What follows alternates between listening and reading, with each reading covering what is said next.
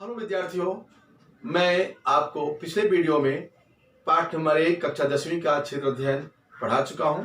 अब मैं उसके आगे का जो है प्रश्न उत्तर आपको बताऊंगा, आप ध्यान से सुनेंगे। देखिए, ये प्रश्न नंबर 1 आ है, इसको बताने जा रहा हूं। कारखाने में क्षेत्र अध्ययन हेतु जाने के लिए प्रश्नावली तैयार कीजिए। यह प्रश्न बहुत ही इंपॉर्टेंट है कक्षा 10वीं के लिए। अक्सर इस प्रश्न को पूछा जाता है, ध्यान रखेंगे आप लोग। बच्चों, यह क्वेश्चन समझें इसके पहले मैं बता दूं आपको कि यहां पर लिखा है कारखाने। बच्चे समझ नहीं पाते हैं, कारखाने की जगह कुछ और भी आ सकता है। किसी भी क्षेत्र के अध्ययन के लिए वहां पूछा जा सकता है बोर्ड में, जो कि आप लोग डाउट भी हो सकते हैं, क्योंकि आपके स्वाध्याय में क्यों क्वेश्चन लिखा है कि कारखाने में क्षेत्र अध्ययन है जाने के लिए प्रश्नावली तैयार कीजिए। इसका उत्तर मैं आपको यहां बताने जा रहा हूं, ध्यान से सुनेंगे। उत्तर में सबसे पहले लिखेंगे कारखाने के क्षेत्र अध्ययन हेतु प्रश्नावली। बच्चों, प्रश्नावली का मतलब है कौन कौन से ऐसे प्रश्न आपके दिमाग में आते हैं जब कहीं आप जाते हैं निरीक्षण करने के लिए, देखने के लिए। तो सबसे पहले कारखाने में क्षेत्र अध्ययन है जाने के लिए प्रश्नावली तैयार करने के लिए है, तो उसके बारे में आपको मैं कुछ क्वेश्चन बना के यहाँ दे रहा हूँ, लिखा हूँ, उसको ध्यान सुनेंगे। इसी ढंग से आप किसी के बारे में भी आप जहाँ भी देखने गए हैं, चाहे ऐतिहासिक क्षेत्र भूमि हो, चाहे धार्मिक हो, चाहे कहीं आपका पिकनिक स्पॉट हो, या कोई जगह है का नाम हो, उसके बारे में आप प्रश्न बना सकते हो, मीन्स प्रश्नावली तैयार कर सकते हो। प्रश्न नंबर 1 बनाओगे आप, या इसे संबंधित जो प्रश्न है, कारखाने की स्थापना किस वर्ष हुई? पहला क्वेश्चन बन सकता है बच्चों। तो यहां पर क्वेश्चन मार्क लगाना जरूरी है, यहां पर प्रश्नवाचक मार्क लगाना जरूरी है। फिर उसके नीचे मैं यहां लिखा हूं दूसरा पॉइंट, कारखाने में किस वस्तु का उत्पादन होता है? यह भी प्रश्न बनता है। तो इसको लिखोगे आप, क्या लिखेंगे? कारखाने में किस वस्तु का उत्पादन होता है, प्रश्नवाचक चिन्ह लगाओगे आप बराबर। फिर उसके नीचे लिखेंगे कारखाने में कार्यरत कर्मचारियों की संख्या कितनी है? तीसरा पॉइंट रहेगा ये। और चौथा पॉइंट जो है, कारखाने की वस्तुओं के उत्पादन के लिए आवश्यक कच्चा माल किस स्थान से लाया जाता है? कच्चा माल आप लोग जानते हो, जो भी किसान लोग पैदा करते हैं स्टार्टिंग में, उद्योग धंधों के पहले का जो माल होता है, जो कच्चा होता है, जैसे चीनी के उत्पादन के लिए कौन सा फसल तैयार किया जाता है, जानते हो आप लोग? गन्ना। तो गन्ने को हम कच्चे माल के रूप में देखते हैं, तो उसको पहले हम गन्ने को ले जाते हैं उद्योग धंधों में, जैसे चीनी का उद्योग। तो ऐसे कच्चे माल है जिसका की उपयोग हम करते हैं उद्योग धंधों में, कारखानों में, और इधर से आपका वह माल जो है पक्का माल बनकर तैयार हो जाता है, जो जैसे चीनी। तो उसको हम बाजार में जाकर के विविध स्थानों पर बेचते हैं, व्यापार करते हैं।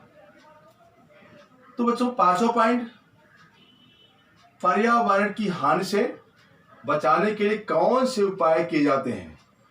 बहुत सारी पर्यावरण समस्याएं होती हैं उद्योग धंधों के पास, वहाँ का रहन सहन, वहाँ का वातावरण, खान पान, इन सब का भी उपाय से संबंधित हम प्रश्न पूछ सकते हैं, बना सकते हैं। बच्चों, इधर से और भी प्रश्न बन सकते हैं। बच्चों, ये कम से कम 4 नंबर का क्वेश्चन होता है, बहुत ही इंपॉर्टेंट, विस्तार पूर्वक लिखना पड़ता है। तो 5, 6 पॉइंट, 7 पॉइंट आप बना सकते हो। और भी आप बना सकते हो, जैसे कि वहां के कर्मचारियों के लिए सुरक्षा का प्रबंध क्या है। तो यहाँ से विविध क्वेश्चन आप बना सकते हो, बहुत सारे क्वेश्चन बना सकते हो, जिसको कि आप अपनी कॉपी पे लिखोगे। और इसमें 5 पॉइंट यहाँ लिखा हो, लेकिन आप 7-8 पॉइंट लिखोगे तो अच्छा रहेगा। फिर सेकेंड क्वेश्चन जो है, प्रश्न नंबर 1 का आ, ये बहुत ही इंपॉर्टेंट है। क्षेत्र अध्ययन की आवश्यकता स्पष्ट कीजिए। वेरी वेरी इंपॉर्टेंट क्वेश्चन है बच्चों ये। इन दोनों में से क्वेश्चन अक्सर पूछा जाता है, इसलिए मैं यहाँ लिख करके बताना चाहूंगा और आप लोग याद करोगे, लिखोगे। तो प्रश्न नंबर 1A का जो है क्वेश्चन, क्षेत्र अध्ययन की आवश्यकता स्पष्ट कीजिए। इसकी क्या आवश्यकताएं हैं, इसके बारे में पॉइंट नंबर 1 दिया हूं मैं। क्षेत्र अध्ययन द्वारा भौगोलिक संकल्पनाओं, घटकों तथा प्रक्रियाओं का प्रत्यक्ष अनुभव प्राप्त किया जा सकता है। बच्चों यहां पर क्षेत्र अध्ययन द्वारा लिखा है भौगोलिक संकल्पनाओं। अब भौगोलिक संकल्पना क्या चीज है? भौगोलिक संकल्पना में हम जब जाते हैं कहीं निरीक्षण करने के लिए, तो वहां की भू रचना कैसी है, पर्वतीय है कि पठारी है कि तलहटी क्षेत्र है या जंगली क्षेत्र है, वहाँ कैसी भूमि है, क्या वहाँ पर जलवायु कैसी है, वातावरण कैसा है, तमाम घटक के बारे में हम जो वहाँ की मानव प्रक्रियाएं हैं, क्या काम करते हैं, कैसी क्या स्थितियाँ हो रही हैं, उन सब के बारे में प्रत्यक्ष अनुभव लेते हैं, तो वो प्राप्त किया जा सकता है, इसलिए इसकी आवश्यकता पड़ती है। नंबर 2 पॉइंट, क्षेत्र अध्ययन की सहायता से मानव तथा पर्यावरण के पारस्परिक संबंधों की जानकारी प्राप्त की जा सकती है। बच्चों, क्षेत्र अध्ययन की सहायता से मानव, मनुष्य का, और पर्यावरण के पारस्परिक संबंध, मानव और पर्यावरण का बहुत ही अच्छा पारस्परिक संबंध है। अगर पर्यावरण अच्छा नहीं है तो मानव का विकास नहीं हो सकता है। तो पहले से ही आप लोग जानते हो कि आजकल से ही पर्यावरण में रह करके, अच्छे पर्यावरण में रह करके लोगों का बहुत विकास हुआ है। चाहे किसान हो, चाहे हम सामान्य जीवन जीने वाले जो कहीं के लोग हैं, जो रहते हैं कहीं भी, उन सब के लिए पर्यावरण का बहुत प्रभाव पड़ता है, जो कि पूरी जानकारी क्षेत्र अध्ययन से की जा सकती है। तीसरा पॉइंट जो है, क्षेत्र अध्ययन द्वारा भूगोल का अध्ययन अपेक्षाकृत अधिक आकर्षक बनता है। बच्चों, भूगोल के अध्ययन के लिए आपको प्रत्यक्ष जानकारी लेना जरूरी होता है। कहीं भी आप जाओगे तो बड़ा रुचिकर होता है, आकर्षक होता है, और हम सबको प्रोत्साहन मिलता है कि हम आगे फिर किसी क्षेत्र जाकर के अध्ययन करेंगे, जानकारी लेंगे और अपना विकास करेंगे और लोगों को प्रोत्साहन भी देंगे। तो बच्चों, ये हमारा 2 क्वेश्चन बहुत ही इंपॉर्टेंट है, इसको अपनी कॉपी में लिखोगे, याद करोगे।